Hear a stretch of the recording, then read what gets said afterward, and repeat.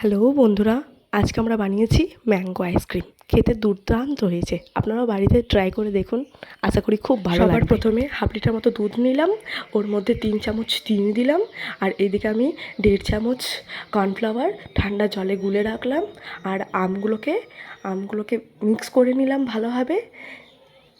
আমগুলোকে মিক্স করে নেওয়ার পর আগের থেকে গুলে রাখা কর্নফ্লাওয়ারটা গরম দুধের মধ্যে দিয়ে দিলাম। দুধটাকে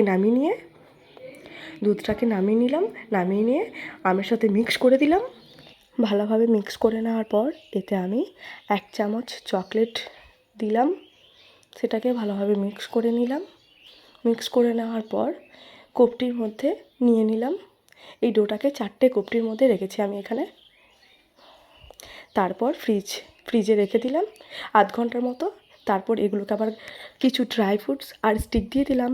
তারপর 24 ঘন্টা ফ্রিজে রাখার পর রেডি আমাদের আইসক্রিম।